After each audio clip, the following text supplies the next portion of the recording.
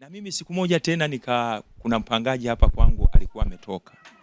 Alivyotoka mke wangu akanipa namba ya simu ya dalali, nikampigia dalali simu. Nilivyompigia dalali simu akaitika, akasema wewe ni nani? Kamwambia mimi ni fulani bin fulani. Akasema mimi mbona sikuifahamu? Akasema mimi niko karibu hapa na gorofa. Akasema ni kwa yule muha ambaye hazai. Nikaenda hospitali nyingine. Nilienda siku hospitali kama 4. Siku hiyo moja. Ili kupata uhakika kwamba je, ni kweli alichokiongea yule ni kweli? Yes, ni matumaini yangu wewe ni mzima kabisa, wewe mfuatiliaji mzuri kabisa wa kituo kibora kabisa cha matangazo, ukiwa na mimi Messi Malio. Asante kwa kuendelea kuwa mfuatiliaji mzuri kabisa wa vipindi mbalimbali, matukio mbalimbali ambayo tumekuwa tukikuletea. Na kama ambavyo unafahamu, hii ni kituo cha shuhuda pia cha matendo makuu ambayo Mungu amekuwa akitenda huku na kule. Tumekuwa tukikuletea shuhuda mbalimbali kutoka katika kila kona ya nchi yetu ya Tanzania. Na leo nina kuletea ripoti hii kunako katika maeneo ya Tegeta hapa jijini Dar es Salaam. Na hapa Tegeta nikiwa nimetembelea familia ya baba mzee Michael pamoja na mke wake Lea. Hawa ni wanandoa ambao walikuwa kwenye ndoa au wameishi kwenye ndoa kwa miaka 21 wakingojea muujiza wa mtoto. Na mwaka ule wa 21 baada ya kusubiri sana, wakimlilia Mungu, wakimwomba Mungu, Mungu wa mbinguni akawafuta machozi. Yamkini umekuwa ukisoma habari za Ibrahim na Sara, na wakati mwingine ukaona haya ni maandiko tu yameandikwa, au wakati mwingine ukaona ni kama historia. Lakini ninataka nikuhakikishie miujiza ile iliyotendeka zamani za Sara pamoja na Ibrahim, miujiza ile iliyotendeka zamani za Zakaria pamoja na Elizabeti, hata leo inatendeka. Imetendeka kwa familia hii ya mzee Michael Mbwete pamoja na mke wake Lea, ambayo walimngoja Mungu kwa miaka hii. Haikuwa rahisi, wamepitia masimango, kuchekwa, kudharauliwa, lakini Mungu wa mbinguni akawakumbuka. Na tuko hapa kuweza kusikiliza kutoka kwao. Safari ya miaka 21 bila mtoto ilikuwaje kwao? Haikuwa rahisi. Sijui wewe umesubiri muujiza huu kwa muda gani? Yamkini na wewe una miaka 5, umekata tamaa, umechoka, umeona kwamba haiwezekani. Yamkini ni miaka 10, yamkini ni miaka 15, yamkini na wewe ni miaka 20, umeshapoteza matumaini kabisa. Lakini niko hapa kukuhakikishia kwa ushuhuda huu, imani yako itainuliwa tena. Imani yako itainuka tena na kuamini yupo Mungu ambaye anatenda nje ya matarajio yetu. Wakati mwingine tukisoma historia ya kina Ibrahim, tunaweza tukaona kwamba ni nyakati zile, lakini kumbe hata leo Mungu wa mbinguni anatenda. Basi ninakukaribisha sana, karibu sana, fuatilia ushuhuda huu wa kusisimua sana. Yapo mengi ambayo utajifunza kwa wanandoa hawa: kuvumilia, kutokukata tamaa, kuendelea kumlilia Mungu. Haina maana kwamba hawakuchoka, walichoka kama binadamu, maana kuna wakati walipitia pia kuchekwa, kusimangwa na kudharauliwa, lakini waliendelea kumng'ang'ania Mungu, waliendelea kumlilia Mungu, kama ambavyo Ana, Biblia inavyosema kwamba aliendelea kumlingana Mungu, na majira ya Mungu yalivyofika, basi aliwapa kicheko, kama ambavyo nao pia wamepata kicheko. Mungu wa mbinguni akubariki unapokwenda kufuatilia ushuhuda huu.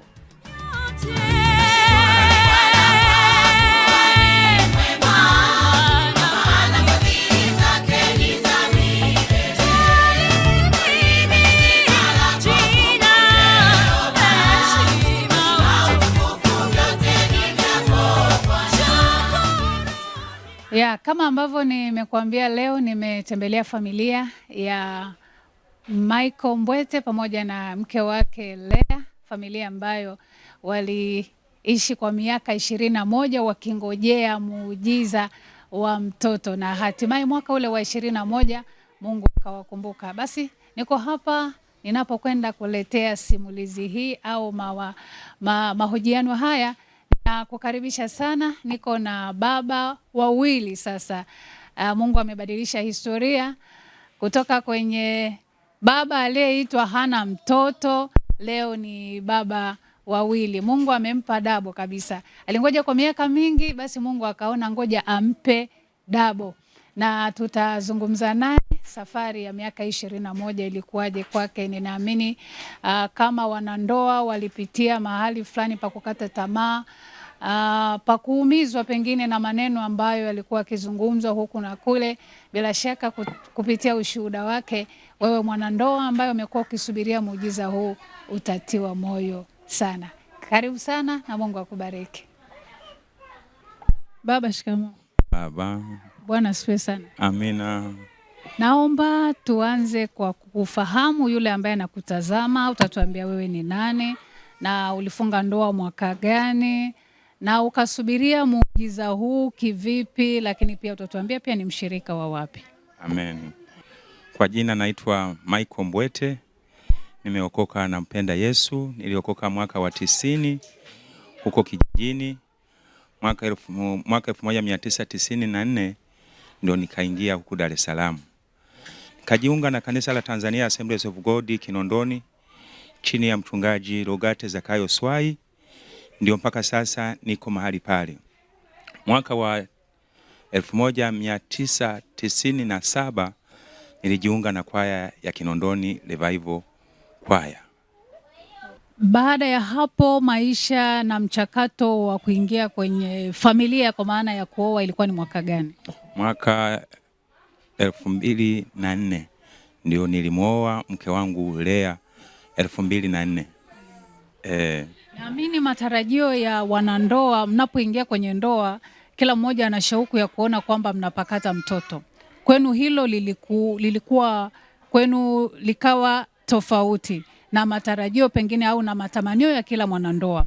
Safari hii ya miaka 21 natamani kuanzia hapo, ilikuwaje ulipoona mwaka wa kwanza umeisha, mwaka wa pili umeisha? Asante sana mtangazaji, kama ambavyo nilioa mwaka 2004 na ninamshukuru Mungu, nilikuwa nimeshajenga ili ya kusema kwamba labda tusubiri kwanza tutengeneze maisha. Haikuwa hivyo kwangu mimi. Nilipooa nilifikiri au tulifikiri kwamba tutafika tunapata watoto. Ilipofika mwaka mmoja tukasema hapa kumeshaingia tatizo, ndio tukaanza michakato ya kwenda hospitalini. Hakuna hospitali ambayo sijaifahamu kabisa, lakini katika hayo tumeendelea kupendana, tukavumiliana. Katika hayo hatujaweza kukwazana au kuweza kufika sehemu tukalumbana. Hata msimamizi wangu anafahamu hilo.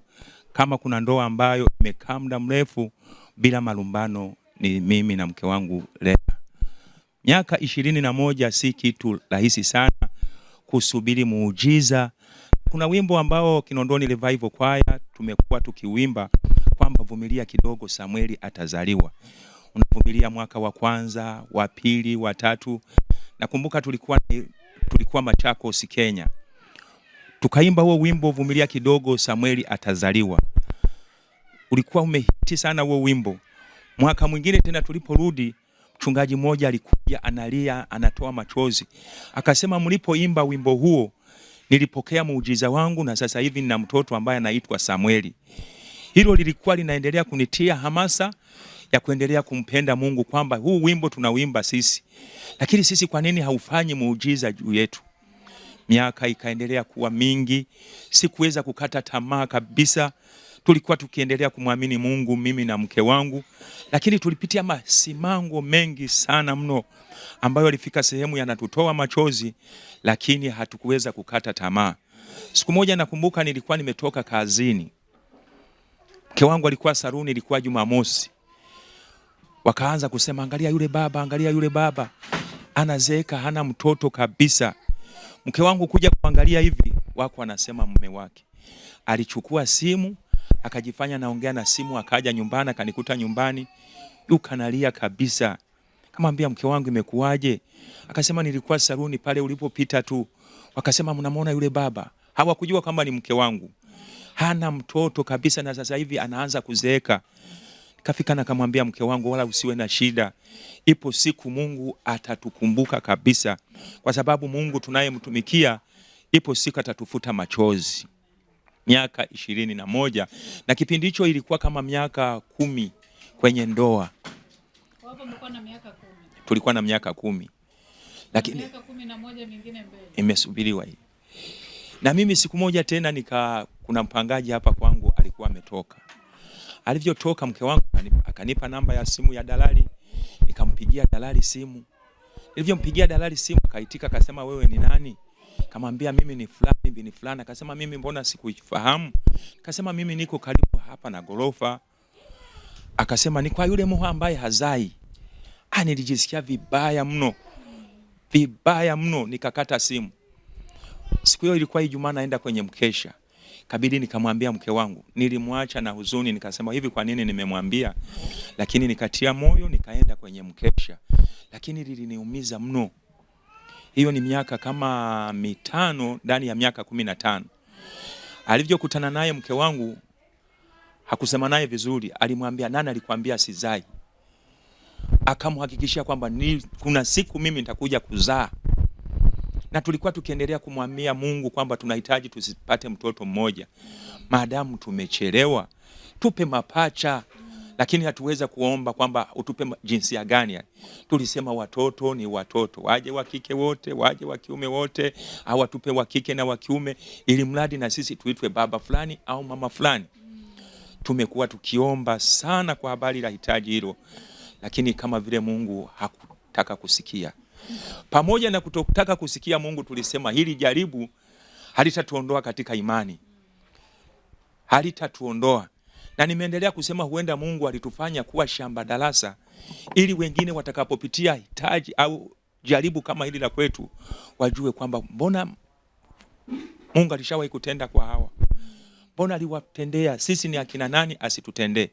Tuliendelea kumpenda Mungu, tuliendelea kukaa katika imani, tukafika sehemu tukasimama na andiko ambalo linasema Shadraka, Meshaki na Abednego wanasema mfalme Nebukadreza, tunajua kwamba Mungu aweza kutuondoa katika hili tanuru la moto ambalo umelitengeneza sisi tukumbukize, lakini hata kama hatatuokoa, hatuko tayari kukusujudia.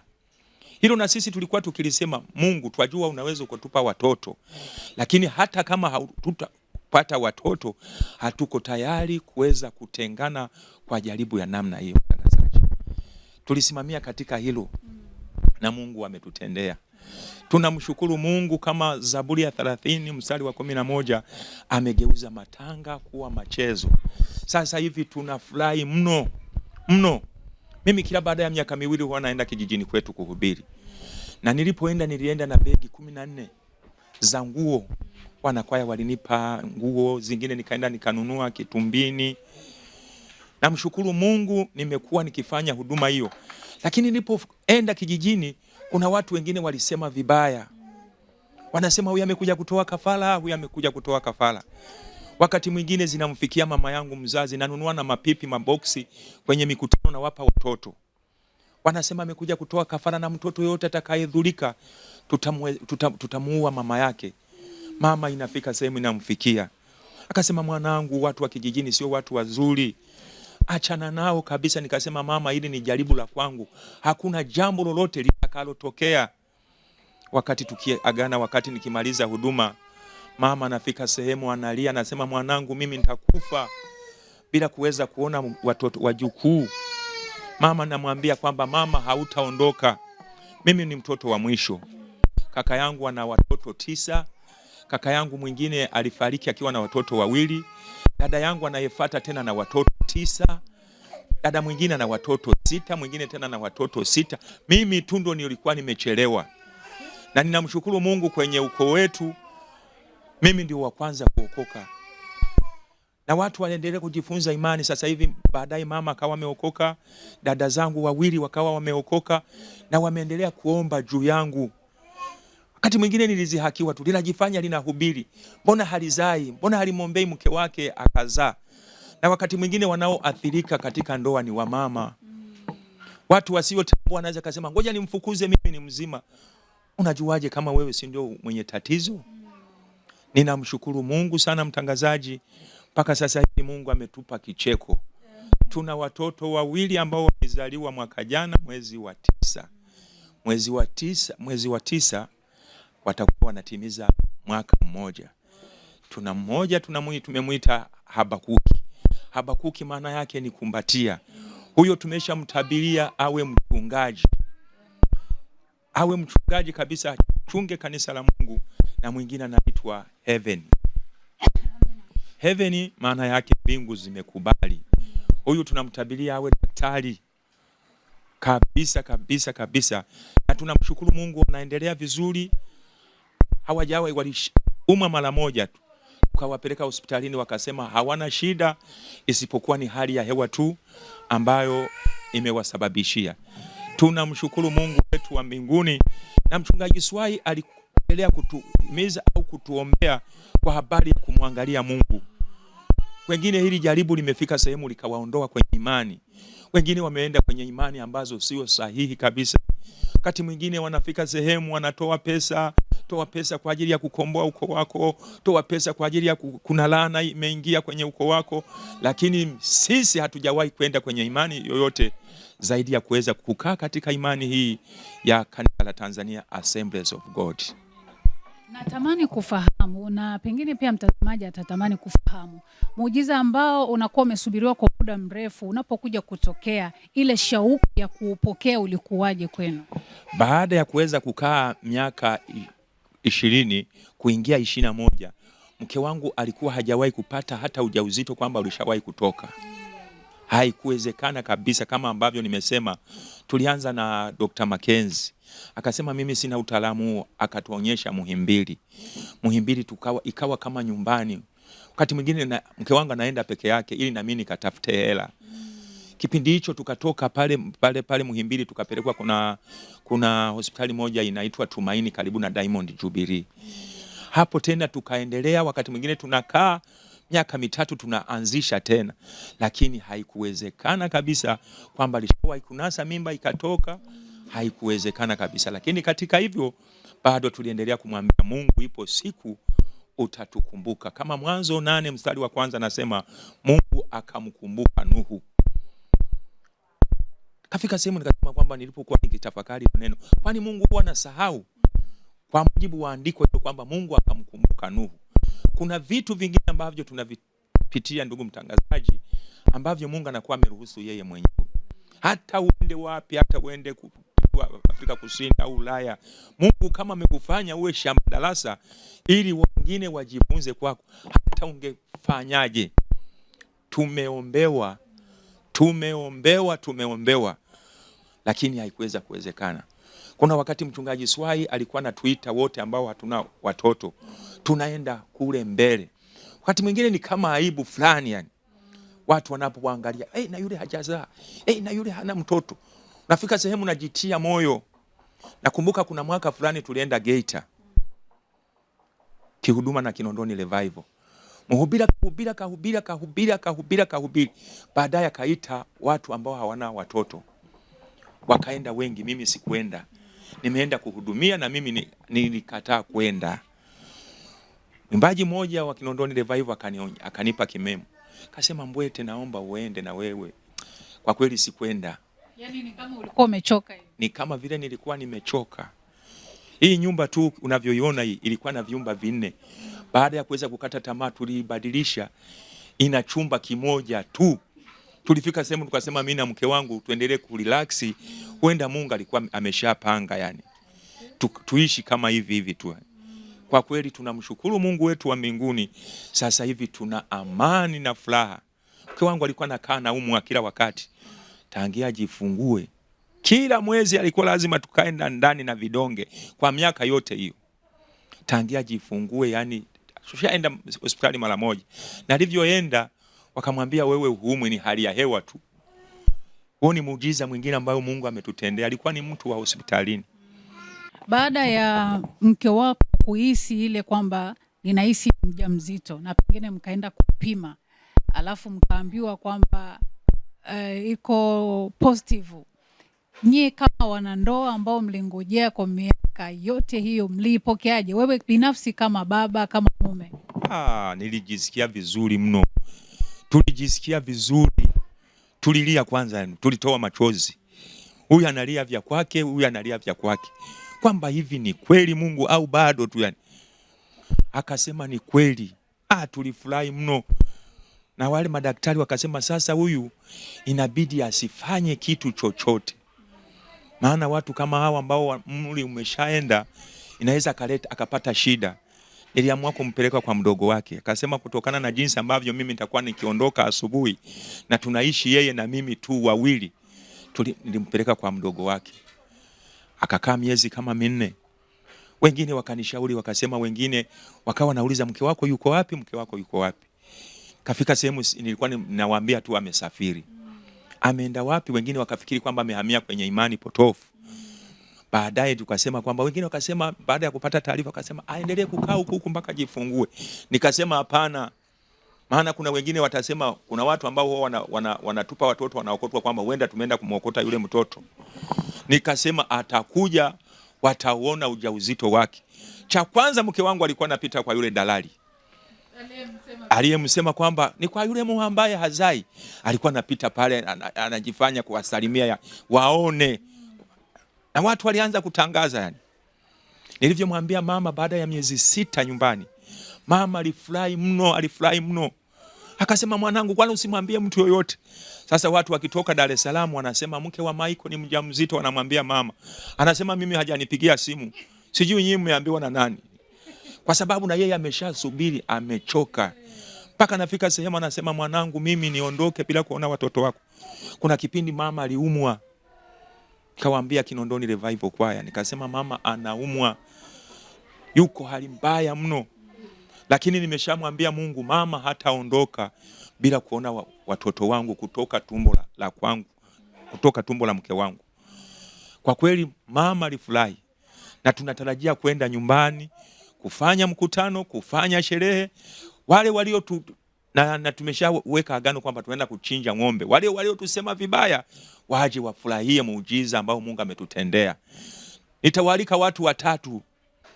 Walio nisema vibaya nitawaalika, kwa sababu nitawaalika waje. Wa pili ni wale ambao walikuwa wakiniombea usiku na mchana. Walikuwa wakiniombea sana. Na wa 3 ni wale ambao walikuwa hawajui chochote kinachoendelea. Nimejiandaa mwezi wa 8 kupeleka injili kwanza, kusema habari za Yesu na muujiza. Sasa hivi najiandaa kutoa matangazo kwa ajili ya mkutano ambao nitaufanya pale na sherehe kubwa ya kumtangaza Mungu. Yes, natamani kufahamu baba, najua kwa sababu ni kitu ambacho ulikisubiria kwa muda mrefu na umeona sasa mama sasa ni mjamzito. Ile safari ya kulea mimba ile. Najua kile kimuyemuye cha kutamani kuona mtoto anazaliwa, mtoto anakuwa salama, mama anakuwa salama, kwako ilikuwaje? Baada ya kuweza kuambiwa kwamba mke wangu ni mjamzito, alikaa kwenye ulinzi mkali mno. Baadaye alipofika miezi 7, kamwambia daktari, nikasema kwani huwezi ukawatoa watoto? Angalau na mimi niitwe baba fulani na mke wangu aitwe mama fulani. Kwanza tulipoenda kupima tukaambiwa kuna mapacha. Hilo tena lilitufurahisha mno. Lilitufanya yani tuendelee kufurahi mno. Daktari akasema hapana. Maana tunapoendelea kupima tunaona watoto wako vizuri, hawana shida yote na kule tumboni ni salama. Kuliko tukiwatoa, afadhali waendelee kukaa hivyo ili waendelee kukaa. Kwa sababu baada ya kuweza kuonekana, ilionekana kwamba mke wangu umri wake umeshakuwa mkubwa. Hatajifungua salama, inabidi afanyiwe operation. Daktari alisema hapana, waache waendelee. Tukiona kuna shida, tutamfanyia operation. Kabisa ilikuwa hivyo. Kabisa yani. Kwa hiyo alijifungua kwa njia ya operation. Alijifungua kwa njia ya operation kwa sababu alisema umri wake umeshakuwa mkubwa na hajawahi kujifungua hata mara moja. Na alikubali kabisa, wala alikuwa hana hofu kabisa. Kwa hiyo mmepata taarifa kwamba watoto ni mapacha, alafu nyie pia mliomba kwamba mpate mapacha. Kabisa tulikuwa tukiomba kwamba Mungu tumechelewa. Tupe mapacha. Na sasa hivi tena tumeshageuza maombi tena. Tulimwambia Mungu tukirudia tena, tupe 3. Maana tunataka kwenda kasi. Hatutegemei kuishia 2 tu. Na tunamwamini Mungu. Baada ya Samueli, katika kitabu cha Samueli wa kwanza, Hana alipochelewa kupata watoto, Samueli alipozaliwa tu walikuja wengine 5. Hawakuchelewa kama alivyochelewa Samueli. Na sisi tunaamini hawa wamechelewa, watakayofuata hawatachelewa. ndivyo tunavyoamini hivyo. Mke wangu alikuwa na bima, nilimkatia bima. Daktari alikuwa anatuambia kwamba bima ina cover. Tumeenda siku ya Jumapili ili Jumatatu ajifungue. Wakasema bima haikavi. Nikampigia yule daktari, akasema sasa mtafanyaje wakati madaktari ambao wanaandikisha wanapokea mgonjwa wamekataa? Aliniambia, alihakikisha kwamba tasimamia itakava kabisa bima. Nilikana matumaini hayo kwamba bima itafanya kazi. Baadaye walipokataa, katafuta hela. Kaenda kwenye akaunti ya mke wangu, alikuwa anatembea na nini na akaunti. Tukaenda tukachomoa, tukaenda tukawapa 1.5 milioni. Kasema baadaye mimi nikienda nyumbani nitawarushia, wakanipa namba. Kajua itakuwa 2 milioni. Tumeenda tumemlaza. Sasa tulikuwa na wadogo zake, wakati tunarudi wameshakaa kikao, kaona wananiita hivyo. Kaniambia, samahani baba, kwani watoto ni wawili? Kasema, kwa nini mnaniuliza swali hilo? Nimepima hapa miezi 5. Kwa nini tumeona sio 2 milioni tena, itakuwa 3 milioni. Kwa kweli nilijisikia vibaya. Kaambia, mimi nataka mgonjwa wangu na nataka pesa zangu nimpeleke katika hospitali nyingine. Wakasema, kwa habari ya mgonjwa tunaweza tukakupa, lakini kwa habari ya pesa zina mchakato mwingine. Nimeshaingiza 1.5 milioni. Wanataka tena 1.5 milioni. Nilijisikia vibaya mno, lakini moyo unazungumza vingine na kinywa kinazungumza vingine. Nitaenda kumchomoa kule kashalazwa, alafu niwaambie twende. Sio, tataka msababishie kifo. Nikaenda nikazitafuta, nikawarushia. Kama kesho yake akafanyia operation. Na niliambiwa utaingia kule chumba cha operation, nikasema siingii. Baadaye nikasema hapana. Ikabidi nikaingia. Alijifungua huku, tuko tunaongea, wao wanachukua mtoto, wanaleta mtoto wa kwanza, huyu hapa. Tuko tunaongea. Wakarudia tena, wakasema mtoto wa pili huyu hapa. Kwa kweli tunamshukuru Mungu. Umeona mtoto umeletewa mtoto wa kwanza, ulipokeaje? Nilisikia vizuri, nitaka kulia lakini machozi ya kutoka. Nikajisikia vizuri. Muda sio mrefu tena wakaleta mwingine, huyu kibonge huyu. Nikamshukuru Mungu. Wakampeleka wodini. Baadaye nataka kutoka, mke wangu ananiambia, kwani mbona hujawapa majina? Pale. Mbona hujawapa majina? Hilo jina Habakuki, kuanzia nilipookoka nilikuwa napenda Habakuki. Nikasema huyu atakuwa Habakuki na atakuwa mchungaji. Ili heaven ina kama miaka 2 au mwaka mmoja tu. Kabisa yani. Kulipata hiyo. Ilikuwaje ukalipata? Yaani sijajua ilikuwaje yani. Kasema huyu atakuwa heaven, mtu wa mbinguni huyu. Kwa kweli ninamshukuru Mungu. Na sasa hivi baada ya kwenda tena, kilichotokea nimeenda kuchukua cheti cha kujifungua. Wakauliza, kwani baba wa watoto wao yuko wapi? Nikasema ni mimi. Kasema, kwani huyu ni mke wako wangapi? Kasema ni mke wangu wa kwanza na ni muujiza wa kwanza kabisa. Kasema, imekuwaje? Nikaanza kuwashuhudia habari za Yesu. Nimekaa miaka 21 kwenye ndoa, Mungu ndiye ametenda muujiza. Baba mmoja akasema, hongera sana, mimi nisingeweza. Mama mwingine tena kalipuka akasema, baba hongera sana, mimi nisingeweza kukaa miaka 21 kwenye ndoa. Lazima ningechukua hatua nyingine. Kasema mimi nimeokoka. Agano tuliloliweka madhabahuni halistahili kuvunjika. Kabisa. Na sasa hivi ninapokuwa natembea nao na washikilia, watu wanasema, baba unapenda wajukuu zako. Unapenda wajukuu zako. Wasijue kwa wanafikiri kwamba ni wajukuu. Wasijue kwamba ni watoto wangu. Kasema hawa wananitabiria kwamba nitakuja kuwaona watoto wa watoto wangu.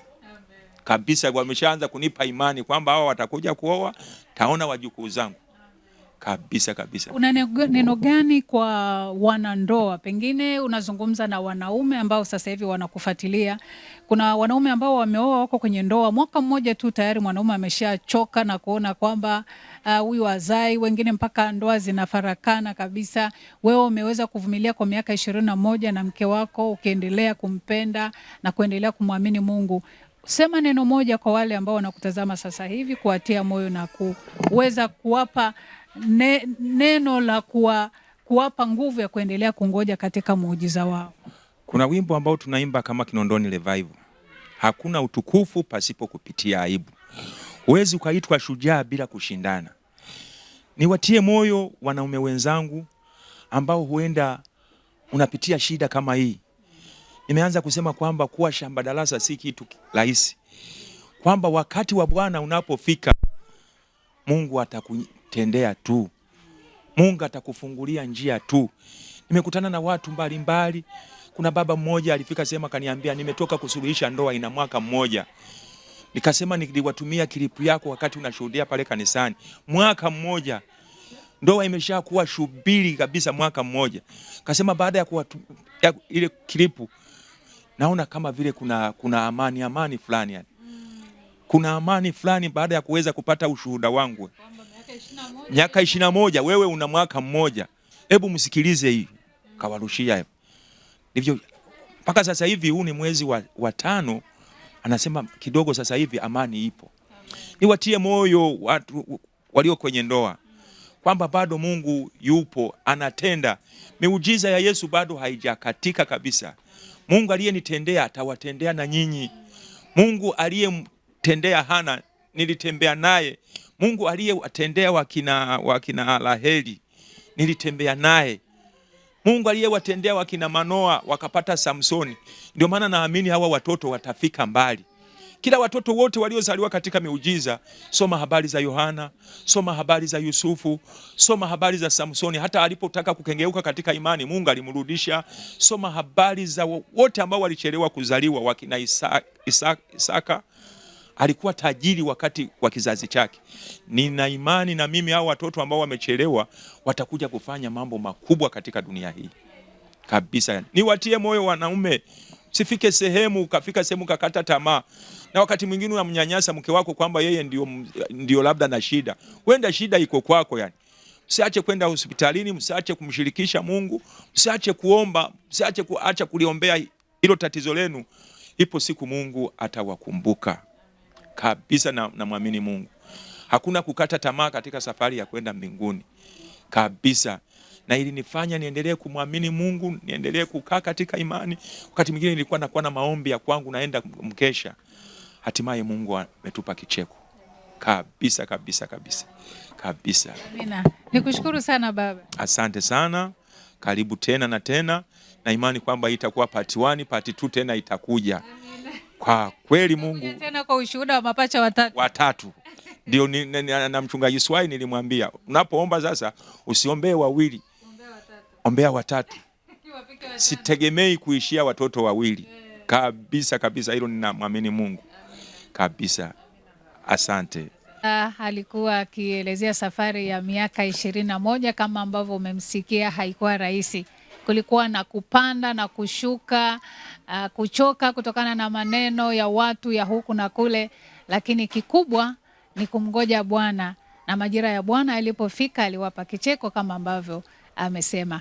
Basi tutazungumza pia na mama wawili. Yeye naye ni mama ambaye amengojea muujiza huu kwa miaka 21. Safari hii kwake ilikuwaje kama mama, na baada pia ya kuitwa mama amejisikiaje, na safari ya malezi sasa ya kulea watoto wawili kwake ipoje, na kujiandaa pia kuwa mama wa watatu wengine kama ambavyo baba amesema wanangojea muujiza wa watoto wengine watatu. Naamini Mungu ambaye amewapa watatu, wawili atawapa tena watatu kwa majira yale ambayo Mungu amekusudia. Basi karibu sana tunapokwenda kumsikiliza mama wawili. Twende sasa tumsikilize mama wawili hapa, mama Habakuki pamoja na mama Heaven. Cheko kama lote naliona hapa kwake. Kama ambavyo unafahamu muujiza ambao umengojewa kwa muda mrefu. Jamani, Biblia inasema pia kitu kilichongojewa kwa muda mrefu kikikawia, moyo unachoka pia. Naamini na yeye kama mwanamke kuna wakati alichoka, kuna wakati ambapo alikata tamaa, lakini atatuambia mwenyewe safari hii ya miaka 21 kwake ilikuwaje. Bwana asifiwe mama Habakuki. Amina ndugu mtangazaji. Na mama Heaven. Amina. Unajisikiaje kuitwa mama sasa? Baada ya miaka 21. Najisikia vizuri sana. Kabisa. tuanze kwa kukufahamu kabisa na utupe historia kidogo mlipoingia kwenye ndoa. Tamanio kama mwanamke ni la kuitwa mama, alafu ukaona muujiza unachelewa. Wewe kama wewe ilikuwaje, ili mwanamke anayekutazama sasa hivi apate kufahamu na kuendelea kutiwa moyo kwamba na mimi nimengoja kwa miaka pengine 2, 5, akatiwa moyo na safari ya miaka 21 kwako. Amina. Kwa majina naitwa Lea Matayo, majina yangu ya awali. Baada ya kuolewa naitwa Lea Michael Mbwete. Mimi nimezaliwa katika mkoa wa Kigoma, wilaya ya Kasulu. Nikaja hapa Dar es Salaam mwaka 2023. 2024 nikaolewa. Baada ya kuolewa ilikuwa tarehe 24 mwezi wa 10 2024. Baada ya kuolewa nilitarajiwa kwamba napata watoto, lakini haikuwa kama nilivyokuwa nimetarajia. Baada ya kuolewa nilikaa kama miezi 6 sikupata chochote. Ikafika mwaka sikupata chochote. Tukaanza prosesi za kwenda hospitalini. Shida ni nini? Tukaanza kwenda hospitalini, tukaenda Muhimbili, tumepimwa huku na huku, lakini tukaambiwa hakuna tatizo. Pale Muhimbili nilihudhuria kama miaka 2 kliniki yangu ya kuchunguza shida ni nini. Lakini sikuonekana kwamba nina tatizo. Baadaye akaitwa mume wangu naye apimwe. Alivyo akakubali, akaenda tukapimwa. Baada ya kupimwa akaambiwa kwamba hana tatizo. Hiyo ilikuwa ndani ya mwaka mmoja. Tukarudi nyumbani, tukaendelea kukaa. Huku tukaendelea kumwamini Mungu kwamba Mungu atafanya. Mwaka wa kwanza, mwaka wa pili, mwaka wa 3 haikuwezekana. Na hatukukata tamaa. Tukaendelea kwenda tena hospitalini. Na huku tukaendelea kumuomba Mungu. Lakini haikuwa rahisi hata kidogo. Tukaenda mwaka wa 4, wa 5, wa 6. Mchakato ni huo, tunakaa tunapumzika, tunaenda hospitalini ili kutafuta majibu kwamba shida iko wapi, tunataka kupata suluhisho la tatizo la ndoa yetu. Lakini haikuwezekana. Tukaenda mwaka wa 10, wa 11, wa 12, baadaye tukafika kama sehemu sasa inatosha. Lakini hatukuchoka. Tukawa tunaenda kwenye maombi kanisani kwetu. Mimi ni mshirika wa kanisa la Tanzania Assemblies of God chini ya mchungaji kiongozi Rogati Zakao Swai. Pale kuna maombi mazuri sana. Tumekuwa tukiomba na tumekuwa tukiamini. Lakini haikuwezekana, lakini tukaendelea kumsubiria Mungu wakati wake. Mwaka wa 16, wa 17, wa 18, kote huko nakopita ni maumivu makali. Kwa sababu umeenda kuolewa na tarajio unapata nini? Familia. Lakini haikuwa hivyo. Kwa hiyo unapitia machungu makali sana. Machungu makali sana. Kwenye kusubiria huko, hayo machungu ninatamani walau ueleze.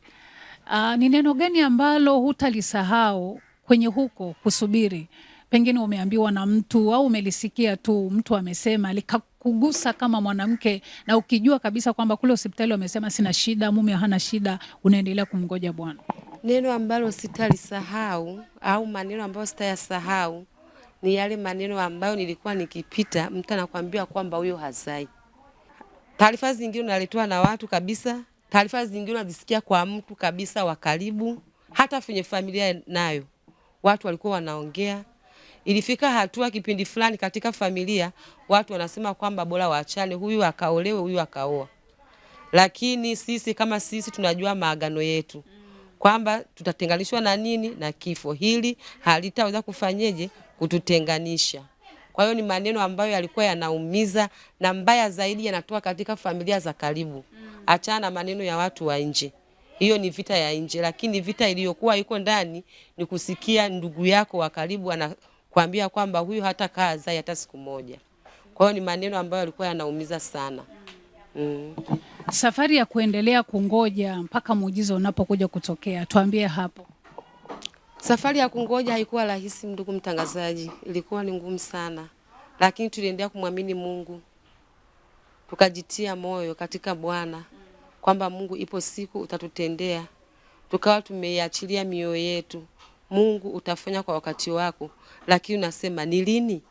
Mungu utafanya kwa wakati wako. Ni lini? Tukaendelea kuwa na neno hilo la imani kwamba Mungu utafanya. Majira tusiyoyadhania, tusiyoyatarajia, Mungu akafanya. Kwa sababu ilifika sehemu tukawa tumejiachia kabisa. Tukiendelea kumuomba Mungu, tunaenda hospitalini, tukiendelea kumuomba Mungu, ikafika sehemu tukakaa. Pale ambapo mwanadamu unapokuwa umekata tamaa, ndipo mahali Mungu anapoanzia.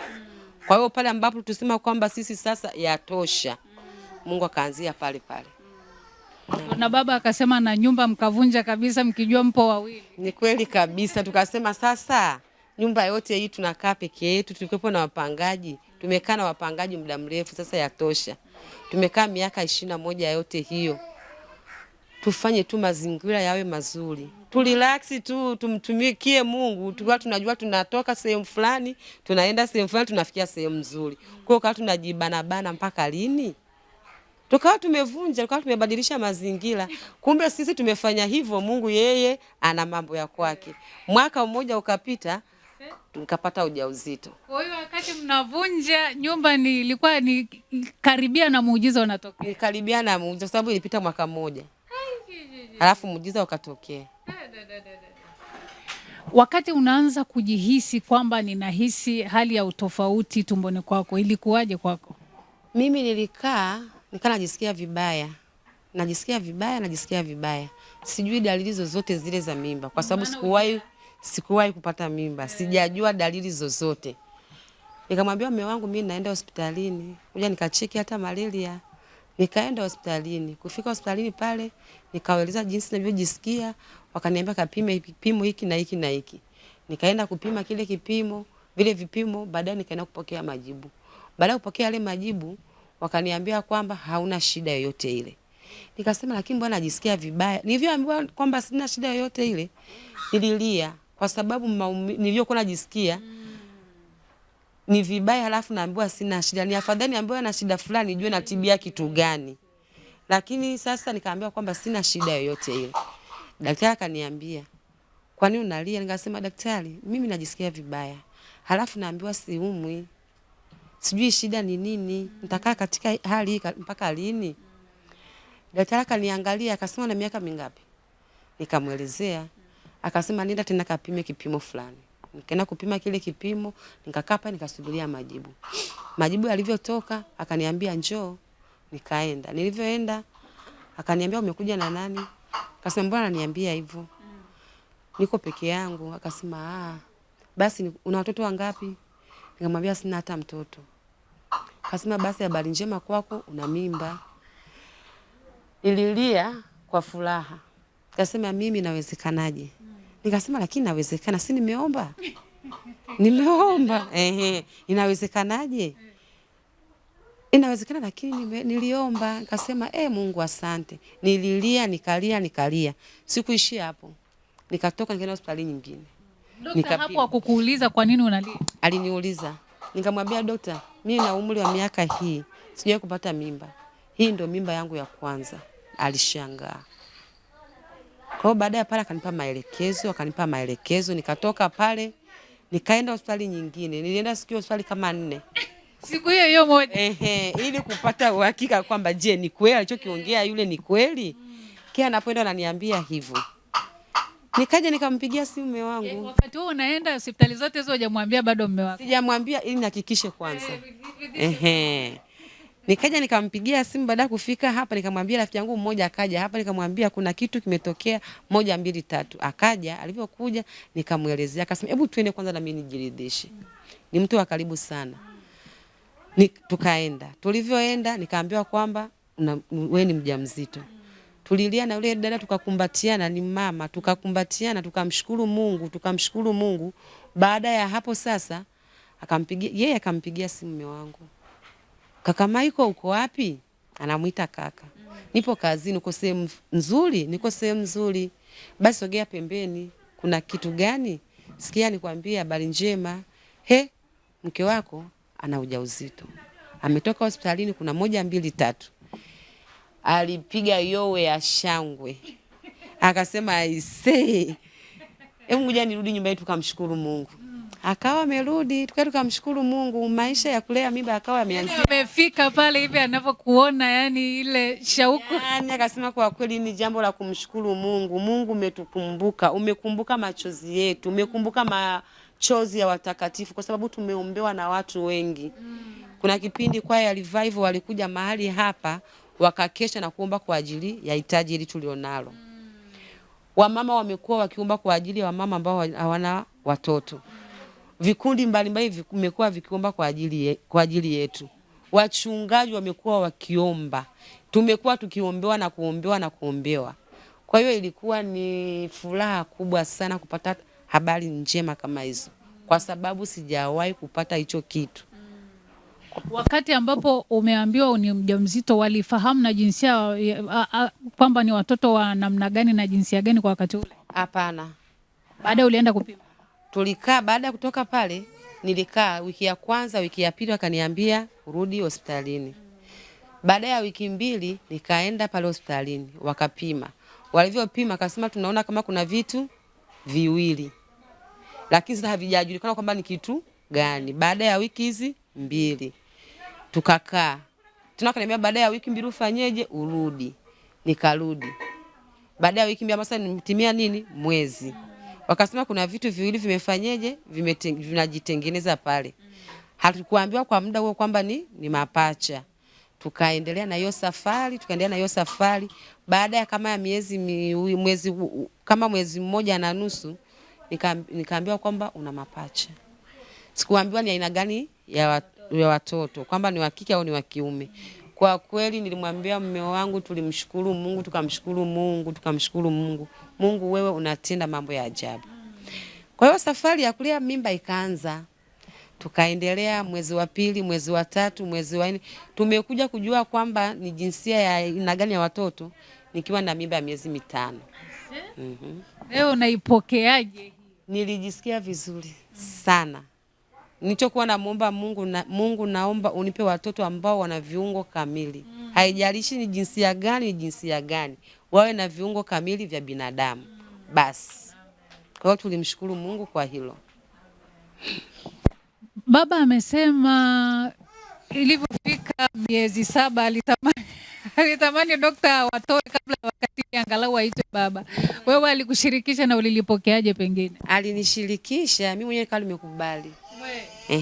Tukaenda kwa daktari, tukamwambia, akasema bado kwa sababu watoto wako wanaendelea vizuri, wewe mwenyewe uko vizuri.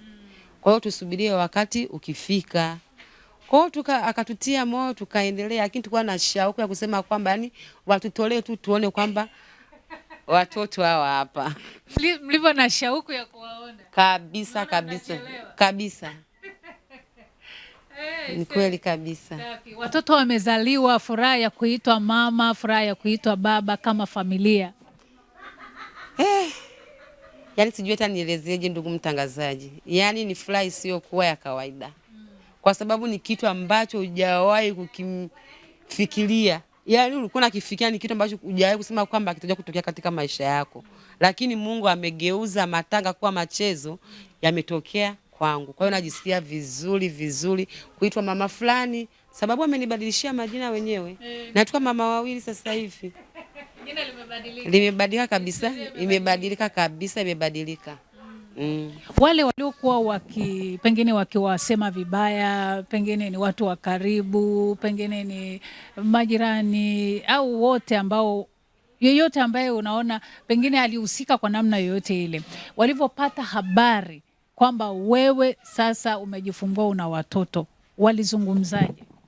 Walizungumza sana. Kwanza yani kwa kama vile yani ni kitu ambacho ni cha ajabu kilichotokea. Simu zilipigwa, kuna wengine walipokea vizuri, kuna wengine hawakupokea vizuri, kila mtu na moyo wake. Kwa hiyo yani watu tulipata simu toka sehemu mbalimbali, hao walizungumza hivi, hao wakazungumza hivi. Hayo yote yamezungumzwa, ninalolijua ni neno moja kwamba Mungu ametutendea basi. Hayo mengine tuyaache.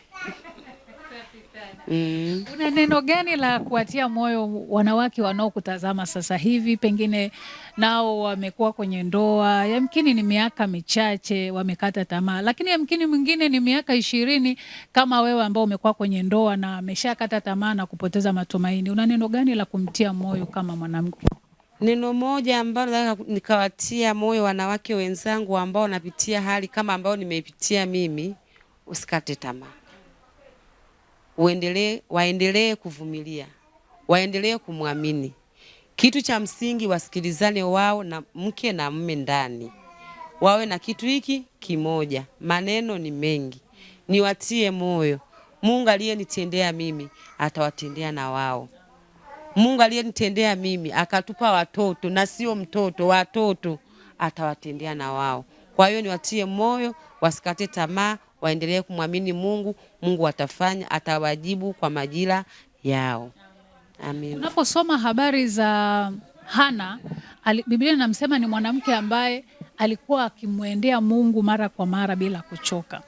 Yamkini kuna mwanamke ambaye ameona sasa nimeshaomba na nimechoka, hakuna kuomba tena. Wewe kwako ilikuwaje? Hata mimi ilifika sehemu, ndugu mtangazaji, kama vile Mungu, yani nilichoka.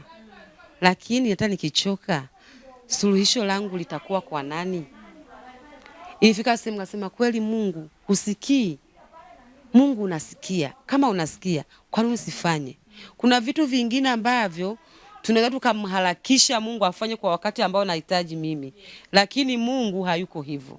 Mimi nahitaji Mungu anitendee sasa, lakini Mungu yeye anataka kutendea kesho. Kwa cha msingi tu ni uvumilivu. Uvumilivu ndio kitu ambacho unaweza yani kukishikilia kama hiki ndio kama nguzo yangu. Kama muamini na kama mtu ambaye unamfahamu Mungu, ni mtu ambaye umeokoka, hili kwako limekufundisha nini? Nyie kama wanandoa, muujiza huu wa kusubiri kwa miaka 21, kama watu ambao mna safari ya kwenda mbinguni, kama waumini, limewafundisha nini, na pengine liwafundishe nini wale ambao wanawatazama pia? Kwetu sisi ili limetufundisha kumtegemea Mungu kuna faida. Na kutokata tamaa tu basi. Kuendelea kumwamini yeye basi. Hicho ndicho kitu ambacho tumejifunza kwake, na kitu ambacho tumejifunza kwake ni hicho. Pengine unawatia nini moyo wale ambao wanakutazama, wajifunze nini kwa safari hii ya miaka 21 kama wanandoa? Uvumilivu. Au pengine kwenye safari yao ya maisha ya ndoa. Uvumilivu tu basi. Na kuendelea kumwamini Mungu, na kuendelea kumwomba Mungu na kumtegemea, na kusema kwamba Mungu yeye anaweza yote. Amina. Ninakushukuru sana mama wawili. Amina ndugu mtangazaji. Amina. Tunajisikia vizuri sana sana sana sana. Karibuni tena. Leo hii tunao watoto wawili, Habakuki na Heveni. Tunajisikia furaha sana sana sana tunapoona watoto hao wa muujiza. Mnapoona wanazunguka huko ndani. Kia vizuri sana sana sana. Hata zile fujo zao yani hatuoni kwamba ni kero. Tunaona tu ni furaha kabisa. Kwa sababu ni kitu ambacho tulikitamani na tulikiomba. Kwa hiyo tunakiona tu ni vitu vyepesi sana kabisa. Na mtazamaji wa NYTV, ninakushukuru sana kwa kufuatilia huu ushuhuda mzuri wa kusisimua hakika wa wanandoa hawa ambao walijua kumtegemea Mungu na kuvumilia. Ninaamini safari ya miaka 21 haiwezi kuwa rahisi. Hata kwa wewe ambaye unanitazama, sijui jaribu lako limekuwa ni kwa muda gani, lakini ujifunze katika ushuhuda huu kwamba Mungu anaishi na miujiza yake inatendeka hata sasa. Hata kama umekata tamaa, hata wao kibinadamu kuna wakati walikata tamaa. Tunaposoma habari za Ibrahim pia, na yeye kuna wakati alikata tamaa.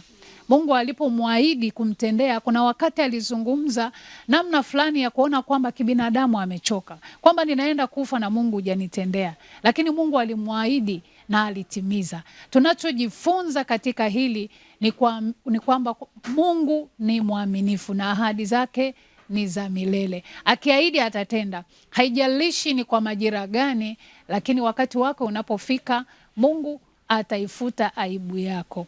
Na alifuta aibu ya wanandoa hawa ambao kama ambavyo umesema, walisemwa sana, walitetwa vibaya, wakavunjwa moyo na kukatishwa tamaa, kama ambavyo yamkini na wewe umevunjwa moyo na kukatisha tamaa.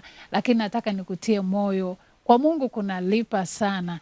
Ukijua kumvumilia Mungu na kumngojea Mungu kwa majira yake, basi atakufuta machozi na ataifuta aibu yako. Naendelea kukusii sana, endelea kufuatilia vipindi vingine na shuhuda nyingine za matendo makuu ambayo Mungu amekuwa akitenda katika maisha yetu na maisha ya washirika na watumishi wa Mungu mbalimbali. Hawa ni washirika wa kutoka pale kanisa la TAG Kinondoni Revival Church, na muujiza huu umetokea pale pale katika kanisa la Tanzania Assemblies of God chini ya Askofu Rugate Zakayo Swai. Na pengine pia ni la kujifunza kuto kuhangaika huku na kule.